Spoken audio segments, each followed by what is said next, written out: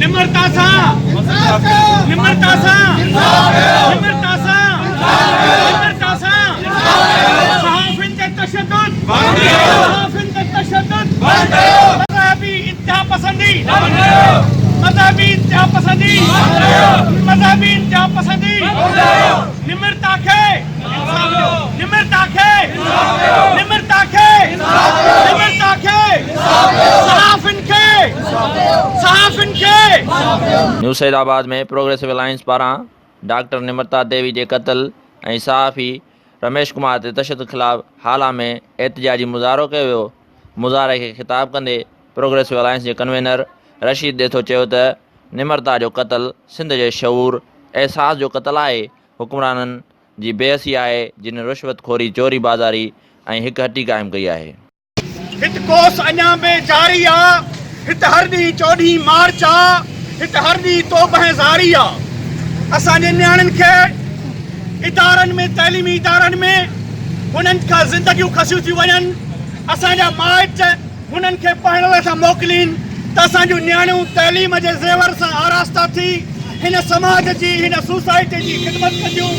कल्ह नाइला रिंद 2 साल अॻु नाइला रिंद जो लाश सिंध यूनिवर्सिटी मां खयो वियो। अॼु असांजी नियाणी निम्रता जो लाश चांडका जे मेडिकल कॉलेज मां यूनिवर्सिटी मां खयो आहे ऐं VC तरफ़ां बेहयाई ऐं बेग़ैरताईअ जो सबूत ॾिनो आहे त नियाणीअ ख़ुदकशी कई आहे। पर जॾहिं मेडिकल रिपोर्ट आई आहे उन में सिधो सऊं इहो वाज़िह चयो वियो आहे त मां नियाणीअ खे पहिरीं घुटो ॾेई क़त्ल करे पोइ हिन जो लाश टंगियो वियो आहे। ऐं उन खां अलावा मज़हबी इंतिहा पसंदी जी हद आहे जो घोटकीअ में हिकिड़ो लूसी टके जो छोरो जंहिं कूड़ो इल्ज़ाम हणी जंहिं ज़िंदगी अर्पे ॾिनी हिते जे धरतीअ खे हिते जे वतन खे उन उस्ताद जंहिं ख़िदमत खे करणु चाही बचनि जी हिननि माण्हुनि जी उन ते इल्ज़ाम हई ऐं शिर पसंदनि सॼी सिंध खे ऐं घोटकीअ खे बैरूत बनाए छॾियो। ही आहे हिन हुकूमत हिन हुक्मराननि जी नाअहली। कानून नाले का बि शइ कान्हे।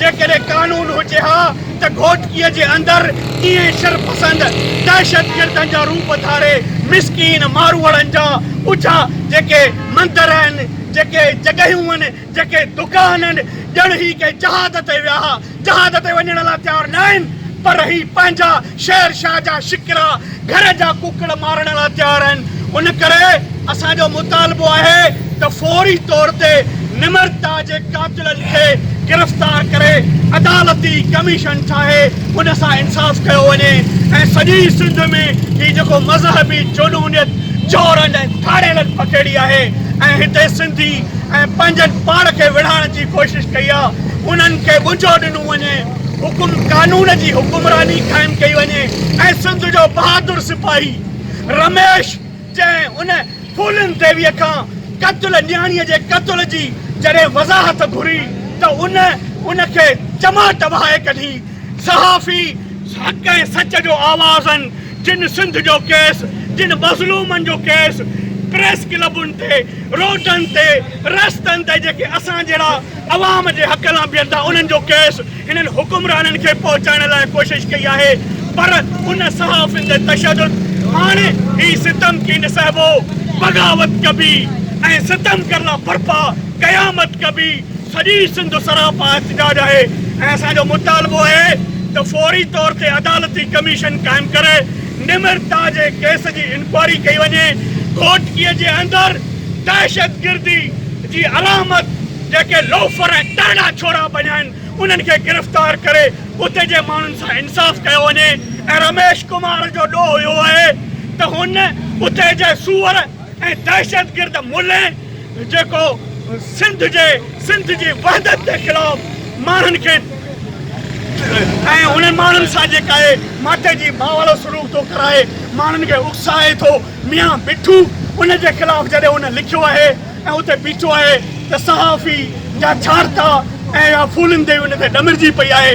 उन करे इंसाफ़ जी तक़ाज़ा आहे त अदालती कमीशन करे कानून जी हुकुमरानी करे ही जेके शिर पसंद आहे उन्हें गिरफ़्तार कयो वञे। ऐं आख़िर में चवंदुसि त मूं जंग वतन लाइ जोटी आहे मखदूम बिलावल मोटी आहे का वेरनि सां वेढ़ांत कयूं तो राहत के फिटल ऐं निमरता जो खून खे लोड़णु चाहिनि था ऐं सहाफ़ी रमेश ते तशदुद कंदड़ जानकारी वीसी खे फौरी तौर गिरफ़्तार कयो वञे। अब्दुल वाहिद उमरानी, वाई साहब, Sindh TV news, London, news Saidabad.